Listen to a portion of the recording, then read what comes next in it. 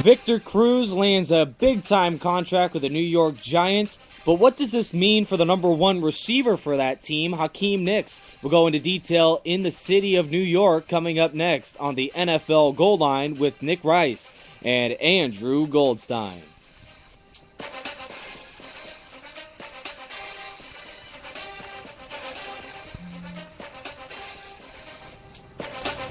Hey. Hello and welcome inside the NFL Goal Line Live studios. I am Nick Rice alongside Andrew Goldstein. Thank you guys for joining us on another presentation of NFL Goal Line. I'm joined here live with Andrew Goldstein. We have a lot on tap for this evening show. If you guys have nothing to do on a Monday night, make sure to join us Monday nights on the NFL Goal Line Live. We hope to bring it to you every Monday night at 7 p.m. Eastern. We'll give you further details as to if and when we can make that happen. But we're just preparing here, Andrew and I, for the regular season. Cannot wait for when we can finally see some NFL action. We're just 9 weeks away from that. Yeah, 9 weeks, man. Can you believe it? 9 weeks until we finally get to see some regular season football, man. What are you looking forward to opening weekend? Well, I'm obviously looking forward to Jets-Buccaneers because I'd like to see how Revis does with that hamstring and all. But before we get to the regular season, big news out of the New York Giants camp today. Victor Cruz signing the extension. Wow, that's been going on for a while, that whole back and forth. So, Nick, what'd you think about that? Is that a fair price? What is it, 6 years, $48 million, $46 million? Well, the exact numbers are up in the air right now because it's supposed to tack on to his 2-point-some-odd tender that he had for this year, the franchise tag of, I believe, 2.8. But the point is, Victor Cruz, the slot receiver for the New York Giants, not even the number one wideout on that team, receives a top 10 contract compared to NFL wide receivers. And last time I checked, Victor Cruz, I don't even have him in the same echelon as a guy like Calvin Johnson, who's receiving about the similar payday that Victor Cruz is receiving. So I'm sure Hakeem Nicks and company would really like to have a contract go their way as well. Nicks has been battling with injuries, and Victor Cruz has attracted a lot of single coverage due to the double coverage put on Hakeem Nicks. He's one of the top wideouts in the NFL, Hakeem Nicks is, but we don't hear him because of the explosive play of Victor Cruz. Now, in my eyes, I see this as in a situation where Victor Cruz has been demanding money. I believe it's a win-win for both sides because Victor Cruz, at the age of 25, is not even entering his prime, and he just had another 1,000-yard receiving year. And he also is one of those wideouts that can stay on the field. But in my eyes, I do think that if the New York Giants don't get some solid production out of Nicks this year, the Giants are reportedly looking to franchise tag him if that's the case. In my eyes, you need to get rid of Nicks and move on. Victor Cruz can move into your number one position after another year in that that wideout spot. And another young up-and-coming receiver in Ruben Randall, another guy, caught 3 touchdowns last year for the Giants. I believe he can make a jump after next season. In my eyes, win-win for both sides because we see a guy like Mike Wallace making $60+ million for the Dolphins, having not caught a single pass from Ryan Tannehill this year. A win-win in my eyes for both sides. Well, actually, the official numbers have been reported on ESPN.com. It's 6-year extension for $46 million total. $15.625 million fully guaranteed in the first 2 seasons. But I heard you mention that Victor Cruz could take over that number one spot if Hakeem Nicks leaves. Cruz has been playing in the slot for the past couple seasons, and a lot of people, including myself, have been of the opinion that he's benefited and caught so many touchdowns and have had so much success because he's working on smaller corners and Nicks is drawing the Revises and the Richard Shermans away from him outside the numbers. So if Nicks isn't there and Cruz is forced to go outside the numbers and be the X receiver, as they call him in the playbook, why do you expect him to have the same amount of success? Well, I believe that the success from Victor Cruz, as much as it has to do with single coverage, I mean, look at the tape. When you see Victor Cruz making game-winning catches or big plays down the field, he was covered one-on-one and just beat his man deep or beat his man over the middle. The problem that I have with Victor Cruz, with the denial that Victor Cruz deserves his big contract, Eli Manning does a very good job at making his receivers look better than they really are. Remember in the days of Steve Smith, not the Panthers' own Steve Smith, but when he was with the Giants. Steve Smith that you always tried to bring up in fantasy drafts to get people to bid $30 for. Absolutely, man. And the thing is, Eli Manning makes guys look better than they really are, but Eli has begun to have a connection with Victor Cruz, and I don't know if the contract is exactly warranted, but one thing I can tell you is that Victor Cruz will have solid production for those 6 years for the New York Giants because of that organization led by Tom Coughlin, where Victor Cruz doesn't really have an option under that organization to become one of his own, to become the leader of the football team when it's Eli Manning's team for years to come. What I'm trying to say, short and sweet, is I highly doubt we're going to see a Victor Cruz that declines in production because he believes he's better than the football team, especially when he was an undrafted free agent coming into the league, and he just made his opportunities count. He knows what it takes to make it in this league. He wasn't a first-round pick. He's been fighting his entire life to be on this stage, and I believe his contract is warranted given the fact that it's not even a top 10 contract based off of $8 million per year. Well, you bring up some good points about Victor Cruz, but I want to bring this to where this leaves Hakeem Nicks, because his contract's up at the end of next year. The Giants have kind of given him an ultimatum that either he starts producing or he'll either A, get the franchise tag slapped on him, or B, find his way out of the New York Giants organization. But I'm looking on NFLTradeRumors.com, and I don't know if the numbers they have on this are official, but I've used it a couple of times and it hasn't let me down yet. They have a list of the team's cap room, of all the NFL teams' cap room as of July 1st. So this is even before the Cruz contract. The Giants have the 7th least room in the league with $3,308,682 under their cap. Now, obviously, an NFL cap isn't kind of cut and dry. There's a lot of things you could do to move around money and with, reworking contracts, signing bonuses, and all the rest of it, but I don't know how the Giants can afford to keep Hakeem Nicks, even if they want to. I mean, imagine a team like Miami or like somebody else who needs a wide receiver comes in and offers him the same contract or a similar contract that the one Mike Wallace got. How did the Giants match that? I don't see a way that they can. Yeah, but in my eyes, I believe that the Giants can give him some sort of a contract, and if he's out, he's out. Because, to be quite honest with you, the Giants, as a team, are good enough without Hakeem Nicks when Victor Cruz takes the spotlight as the number one receiver. This is all up in the air currently, but for right now, I believe that the Giants will be just fine without Hakeem Nicks. Especially, you mentioned the cap situation. Fine without Hakeem Nicks. They missed the playoffs with Hakeem Nicks. Hakeem was out almost the whole year on injuries. See, the thing is, I believe that won't happen again. Oh man, that's obviously a situation up for debate. But in my eyes, I believe the bigger contract that the Giants need to land is Eli Manning. Last time I checked, he is due for a contract in the next few years. Andrew, am I mistaken? I don't know for sure. I don't believe you're mistaken. I don't think it's next year. I actually am going to look this up right now, but I believe it's in a year or two.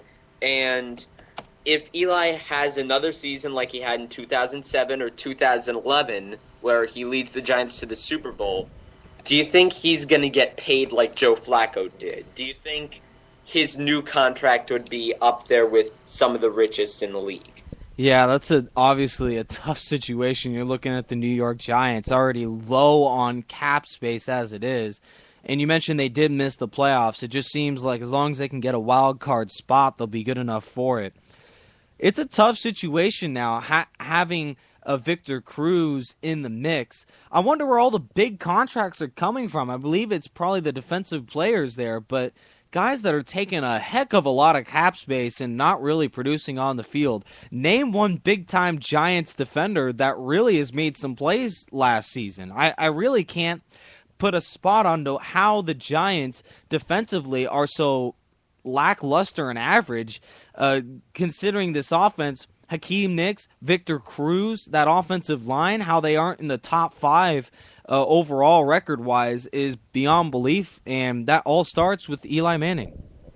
Well, I do have to say that Jason Pierre-Paul was every bit as brilliant as he was in 2012 last year, even though his numbers may not reflect it, because he was consistently garnering double teams, triple teams. He was making it easier for other defensive linemen to do their job. His run-stopping numbers didn't go down at all. And I feel like he is one guy that the Giants should really look to lock up long-term. But the rest of the Giants' defense, I definitely agree with you on, especially their secondary. Because you know that Jaron Hosley isn't the answer at corner. You know that a lot of the quick fixes that they brought in because of injury, like Michael Coe, you know that they're not going to be there into the future if they keep playing the way they have been. So I really can't see anybody on the Giants' defense besides JPP who's really stepping up right now. Well, this brings up an interesting question, and later on NFL Gold Line Live with Nick Rice and Andrew Goldstein, we will have a buy or sell segment. It's a preview to what we'll have in the regular season. Make sure to stay tuned. That'll be up at about 8 o'clock Pacific and 11 o'clock Eastern. Thank you guys for joining us, by the way, on NFL Gold Line Live. Our phone number is 951-515-4552. And this brings up an interesting topic here, the Giants landing Victor Cruz. That just... Before you go on, I do have the update on Manning's contract. He is 3 years away from renewal. He signed the 7-year, $106.9 million contract in August 13th of 2009. So, you know, obviously you might not renew that next year, but a year or two down the road, you're going to want to clear cap space to get that done if you still think Eli Manning's worth it. I mean, I don't see any sign of regression when he's one of the best clutch quarterbacks. But we're moving on here. NFL goal line. Obviously, the Giants, a very powerful receiving core. But we were bringing up the question here for the New York Giants and for the NFL as a whole. We'll start over one side of the ball at a time. And I don't know if you studied too much on this, Andrew, but we'll get us started. Offensive, the top unit in the NFL. You can go tight ends, receivers, obviously not quarterbacks. That's just a one-man show. Receivers, quarterbacks, tight ends, offensive linemen. We'll even go halfback, fullback combo. Who do you believe on the offensive side? If you could take one tandem in the NFL offensively, do you have any idea of who you would take right now in the NFL 2013 offseason? Well, obviously, if you asked this a couple of weeks ago, I might have said the Patriots tight ends, but that situation is kind of, gone to hell over the last couple of weeks, so that's really not in the running anymore. But I'm thinking about offensive lines, and you know who I really like, and this is actually a pretty tough choice, but the Broncos' offensive line was fantastic last year, I've got to say. I was worried about how Manning would be with the transition between an offensive line that's protected him for his whole career and an entirely new one. but they did a fantastic job. People don't appreciate how hard it is for an offensive line when you have a new quarterback. There's new tendencies, new snap counts. You have to account for Manning's lack of mobility. There's a lot of stuff there that the offensive line had placed on them, and they performed extremely, extremely well. I believe they were first in the league in sacks allowed, and by that I mean they had the least sacks allowed, not the most. But I was just really impressed with how they essentially had an entirely new offense put in around them, and yet they remained so consistent. But there's not really a unit offensively that's dominating, in my opinion. Not like the 2007 Patriots or the 2001 Rams with the greatest show on turf. So I chose the Broncos' offensive line because they adapted to change, they did their jobs the best out of anybody in the league, and just because I like offensive lines. Well, you're one of the few that actually like that side of the ball. But honestly, I believe that, and I don't want to stick with the norm here, but I want to go with the 1A, 1B here. I can't really decide, and being a former whiteout myself, I would like to bring up the fact that perhaps an unheralded unit in the NFL to some degree, I do think has been one of the most dominant units in the NFL, and I want to give the 1A to the Broncos receiving core, add in Wes Welker, and you have Demaryius Thomas, Eric Decker, all 300 reception receivers there for the Broncos. How are they going to spread the ball next year with just that powerful of a receiving unit? And I want to give another notch to the Falcons receiving unit with Julio Jones up and coming, Roddy White, and Harry Douglas, three of the top receiving threats in the NFL.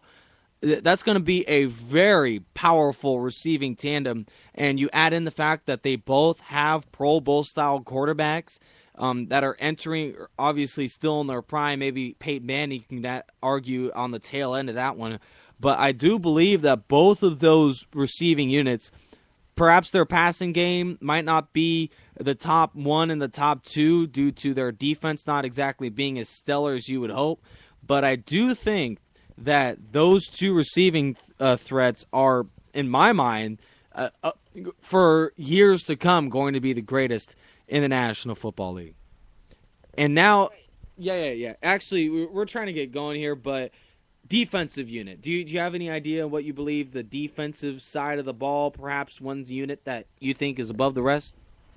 Well, I've always had a soft spot for these guys, and I was talking about them at the end of the 2012 season, and everybody laughed at me. And I said, just you wait, these guys are going to be good. Nobody believed it, and now I finally get to say, now that they've gotten the respect they deserve, the Seattle Seahawks secondary, fantastic. Obviously, you have Richard Sherman, who might be the best corner in the league. It's kind of unclear what Revis's hamstring situation is or what his ACL situation is. Brandon Browner, very, very underrated, led the league in passes defended in 2012, and followed that up with a not as strong performance, but still very solid all-around turnout in 2013.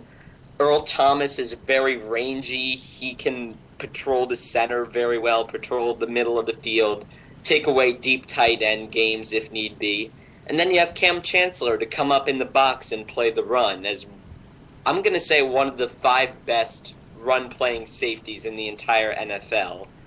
So this Seattle Seahawks secondary just really is flawless. You can't point to a single aspect to their jobs that they can't do. And to top it all off, they have attitude. If you remember what the 2009-2010 Jets had, or what the Ravens and Steelers had back when both of them were really still contending for the AFC North before the Ravens kind of took that over, that's the attitude that the Seahawks have on defense, and I feel like that's one of the signs that what you have is really good. When you have Richard Sherman mouthing off, and when you have them talking and with on-the-field antics, yeah, it might be a little annoying.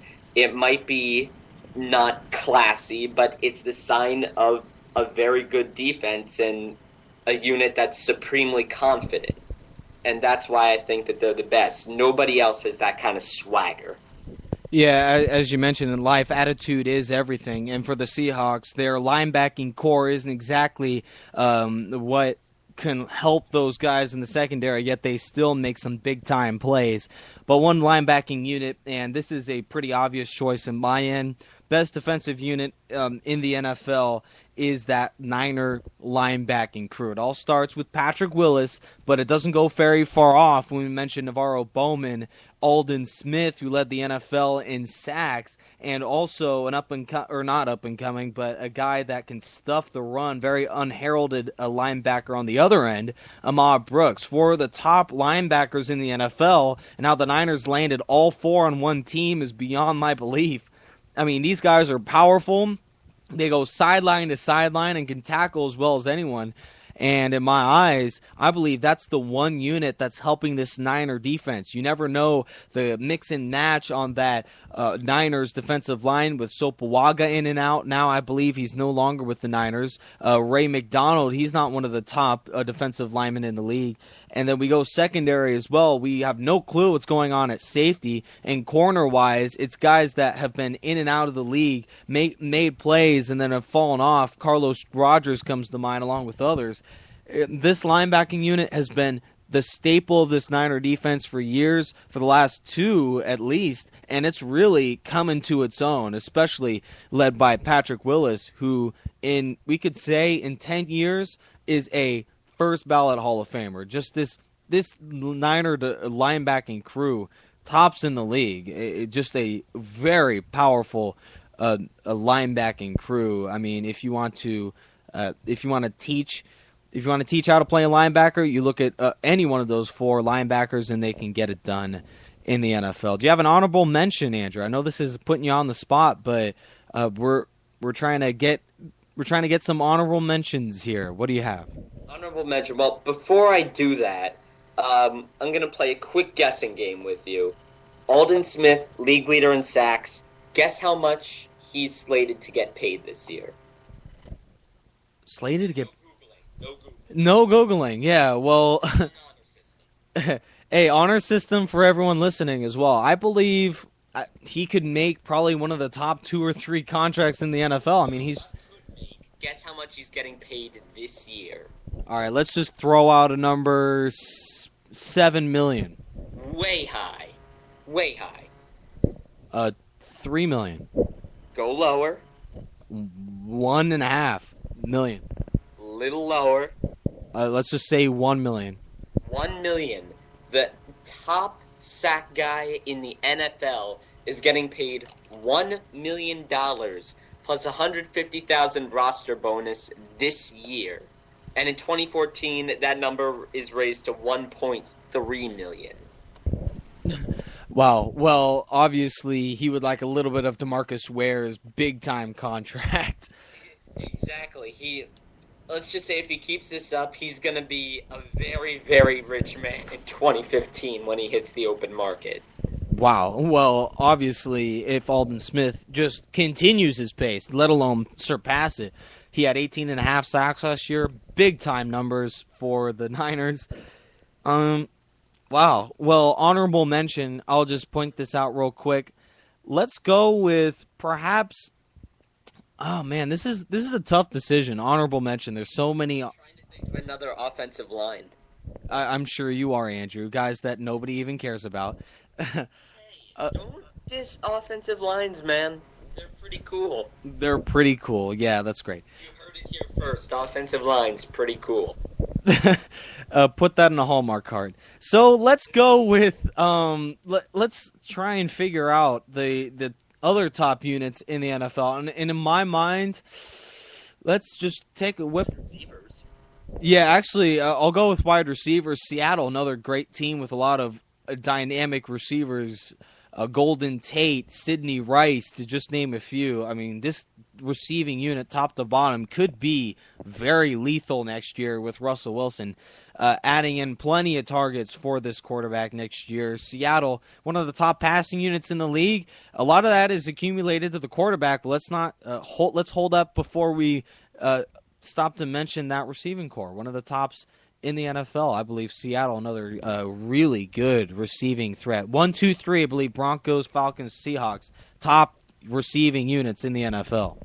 Well, I don't know if this is cheating when I mention this, and it probably is, but Redskins running attack, and I say that instead of running backs because that could include RG3.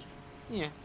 I don't True. know if it's cheating because you're kind of putting 2 or 3 positions in one with RG3 and Alfred Morris and Young and whoever else is in that backfield, but provided RG3 comes back at full strength this year, you have everything you could ever want out of a running team. You have speed, you have power, you have people who can bounce it to the outside, people who can break tackles, you have people who can catch passes.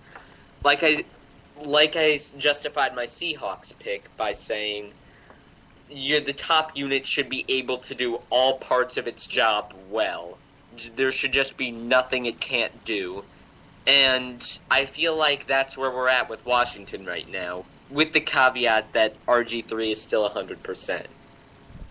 Absolutely. Terrific pick, and we look forward to more picks on our very first edition of Buy or Sell, presented to you by NFL Goal Line. This is just a preview, ladies and gentlemen. We're doing a quick snippet of what hopes to be a terrific edition of Buy or Sell. We're going to start you off with the National Football Conference, and you heard it first here on NFL Goal Line. We're buying and selling divisional leaders. Around the horn style. Absolutely. If you like Around the Horn, you're going to like this segment. In the NFC, let's get us started. All right. NFL Goal Line presents the National Football Conference's version of Buy or Sell. We begin with your NFC South divisional favorites, the Atlanta Falcons. First of all, I can really get groovy to this music, and secondly, Falcons are a buy. I know that people really didn't like where they were at last year, even though they finished 13-3, 14-2. Everybody was jumping off their bandwagon, but I am buying them. I really like the pace that Matt Ryan is throwing at. I really like the matchup problems that Roddy White, Julio Jones, and Tony Gonzalez create. And the defense, while not traditionally a big run stopper, can force turnovers. And that's what I really like about Atlanta. Veteran leadership and good coaching. I think that it's more win by default because the Falcons, may be pretty talented, but we look at the rest of that division, the New Orleans Saints, their defense last in the NFL last season. They didn't make much improvements outside of firing that front office. We look at Carolina, a team that might not even make the playoffs. They predicted a Super Bowl win. Then obviously the Buccaneers, their quarterback situation, not what we would like. Up next, who's up next? NFC North favorites, Green Bay Packers. Oh, Green Bay. You know what? I am selling Green Bay. I am selling them. And you know why? They're one-dimensional. Back in 2012, they went 14-2, or 15-1, sorry, and the league just hadn't caught up to them yet. They hadn't figured out ways to defend so many different receiving options. But now they figured it out. Just play a ton of 2 deep zone. That's what the Niners did when they smashed the Packers in the playoffs, and essentially forced them to run the ball, or force Aaron Rodgers to beat them 4 or 5 yards at a time. So I feel like the Packers could get a wild card, but I'm selling them and going with Chicago Bears. Very good pick, but I do believe that the Packers, I'm going to buy them because of you mentioned they don't have a great a two-dimensional team. Well, they drafted 2 running backs to fix that issue. We've seen late-round running backs make their case in the NFL, and I don't believe the Bears have as good of a defense anymore with Urlacher no longer in the mix. Your NFC All right, who's up next? divisional favorites, a tight race won by the Washington Redskins. Ooh, Washington Redskins. I am pressing the sell button on them as fast as I can. I don't trust people who blow out their ACLs. Even if Adrian Peterson came all the way back, I still don't trust it. Their defense is just porous. I don't believe that they can cover anybody. I don't think that they can stop the run effectively. Essentially, unless they're putting up 30 points per game 2007 Patriot style, I don't think they can beat good teams. Nick, what do you think? Well, it's a very tough competition. I do think I'm going to sell them, but I'll give you one situation here. The Giants have a very easy schedule compared to last year, and none of the division has really improved on themselves from the year before. The Dallas Cowboys, a lot of cap space, couldn't really make much moves in free agency, and then we also look at a team like the Washington Redskins, just so much parity in that division. And it came down to last week anyways, taking the Giants. All right, last division winner. Last but not least, the NFC West and the San Francisco 49ers, losers of the Super Bowl. San Francisco. I am clicking the buy button on them as fast as possible. They are set up perfectly for the next couple of years. The spread options, the new fad in the NFL, they can execute it perfectly. They can make big plays, force turnovers. They have one of the only true home field advantages left in the NFL. I feel like Seattle's going to give them a run for their money, but ultimately, I feel like San Francisco is the best team, not only in that division, not only in that conference, but in the entire NFL. Nick, go. I don't want to go by cliches here, but I do believe that San Francisco is grimacing after that Super Bowl loss and will come off to a very slow start. We don't know what's happening in the receiving core with Mario Manningham gone, Randy Moss out of the picture, and Michael Crabtree, the only big-time receiver. Meanwhile, Seattle Seahawks add Percy Harvin along with a terrific offensive line to begin their campaign. All right, that is the end of Buy or Sell. I gotta say, Nick, NFC I love the edition. music. That was awesome. I was dancing in my chair to the music. That's In the Club, presented to you by 50 Cent. Terrific music. Obviously, I'm a big-time hip-hop guy, and I think we had some fun. We did. We really did. I'm usually not a hip-hop guy. My favorite artists actually tied between Bruce Springsteen and Frank Sinatra. Guys that are way past their prime, no longer a big time music artist in America. And look at that Super Bowl, Bruce Springsteen. That was a terrible performance. Are you kidding? That was the greatest performance. He needs to be back at the Meadowlands this year. Well, That was awesome. that's obviously up for debate, and as we've seen earlier with your. I will defend Bruce Springsteen's honor to the death here. Well, I mean, you obviously your lack of taste in anything good in the world. Look at wide receivers; they're the ones that make the plays. Hey, don't you know what? This is gonna be a long, long season if you keep crapping on offensive lines here. Well, I mean, who wins the game for the Baltimore Ravens? It's the wide receivers that make big plays. Jacoby Jones. Quarterback that throws to those wide receivers. This is a debate that obviously can go on for quite a long time, and I can carry on this debate for a long time. because you have nothing else to do. Anyways, Hey, I have a few other things to do. a few other things. That's terrific. We both love our football here, but NFL Goal Line Live, we hope to bring you another episode of this fantastic presentation. Hopefully you guys have been enjoying our third broadcast of NFL Goal Line Live. You can catch us on Spreaker.com, and we hope to bring you guys a Twitter page soon. If not, we're obviously all over Spreaker.com anyways. National Sports presents you this show, by the way. It's Nick Rice and Andrew Goldstein live.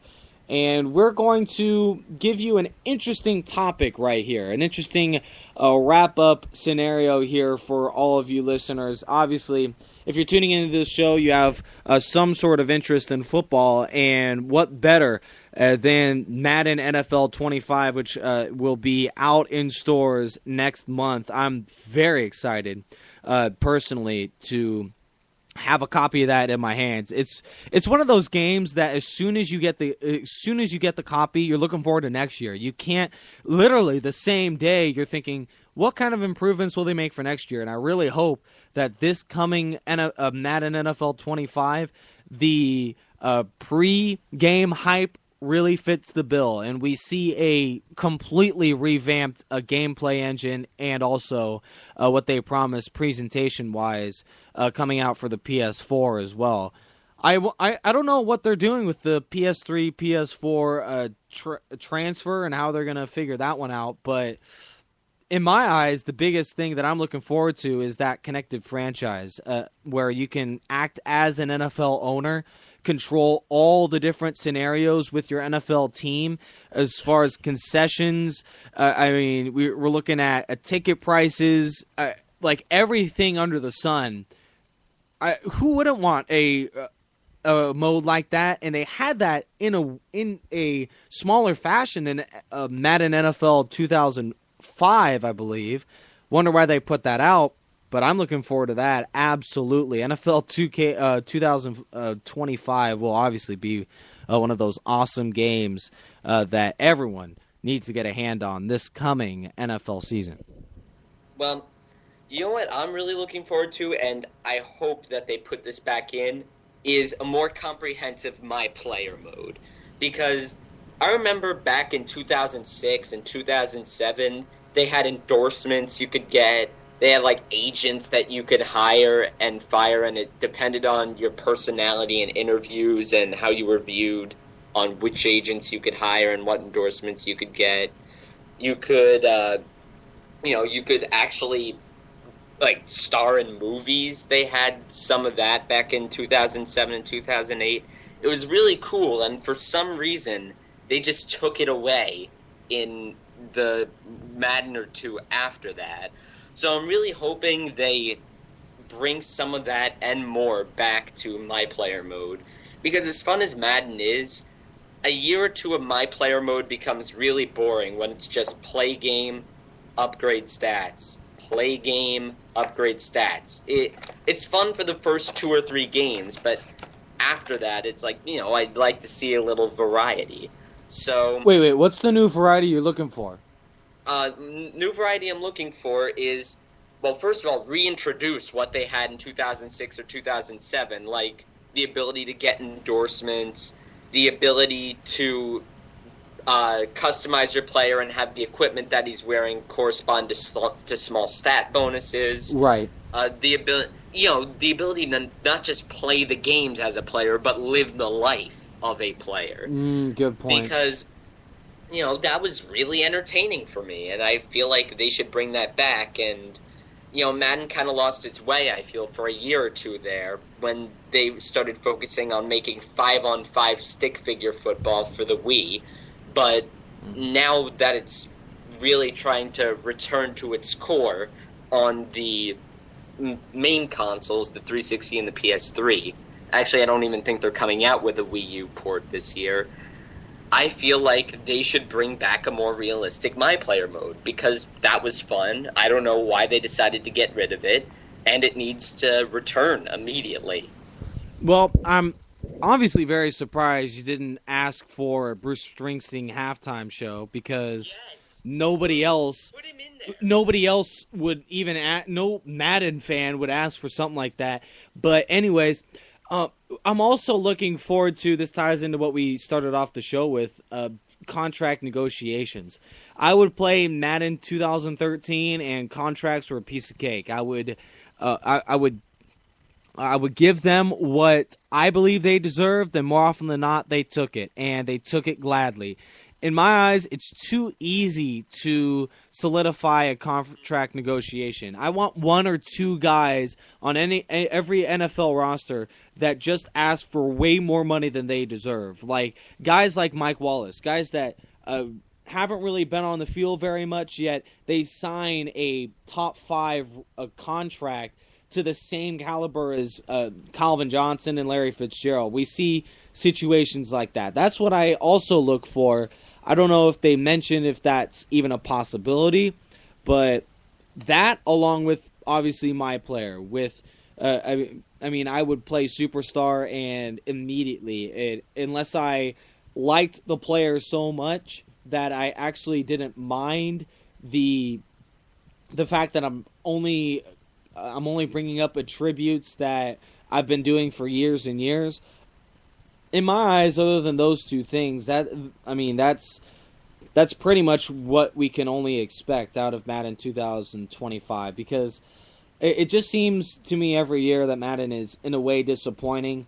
No matter what, you're gonna get. It almost feels like a $60 roster update some years. Yeah. I mean, they've done a better job recently, though, where they gave you a 3-year plan, and from 12 to 13, there was actually solid improvements. Now, the Infinity Engine, with guys falling all over the place, can get very annoying sometimes. But other than that, I mean, I think Madden 25 could make similar leaps from 13, and I honestly, if that's the kind of improvement we can have for 25 and then whatever title they have for next year, I would be totally fine with that sort of improvement, because we are getting a much better game.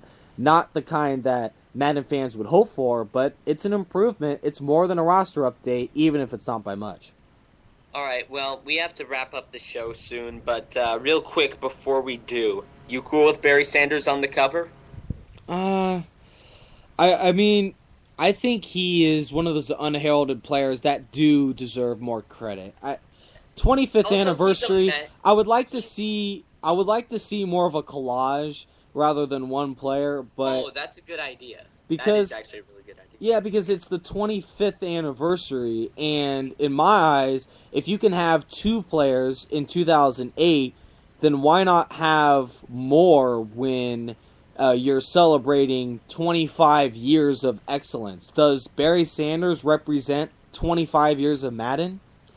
I don't think Barry so. Sanders is a very Madden-ish player to have on the cover because he was explosive. Well, then put Bo Jackson in.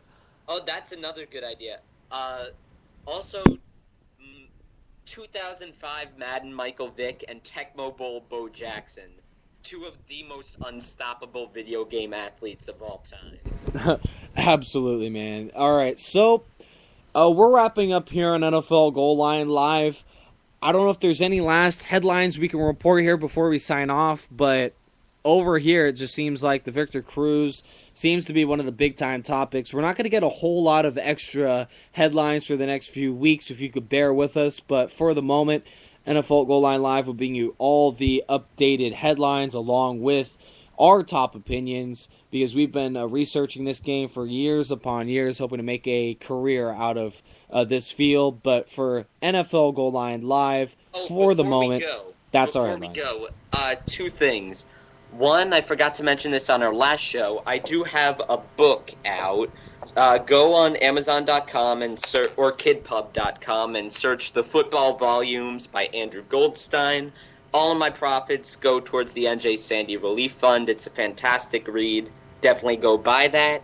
And 2, hopefully on our next show, in addition to whatever headlines come up, we'll be buying and selling the AFC and probably naming some more top units or top players or whatever else comes to mind. Maybe we can figure out some different headline, because we were getting a little... we didn't really know what to say towards the end there. But anyways, NFL Goal Line Live, signing off here, Nick Rice and Andrew Goldstein. Thank you guys for tuning in, and you'll catch us next week. It's another Monday night coming a week from today, 7 p.m. Pacific, 10 p.m. Eastern. Thank you guys for tuning in, and signing off, Nick Rice, Andrew Goldstein on NFL Goal Line Live. Have a terrific week, and we hope to see you right back next week for NFL Goal Line Live. Nick and Andrew bringing you the AFC edition of Buy and Sell a week from tonight. All right, so long, everyone.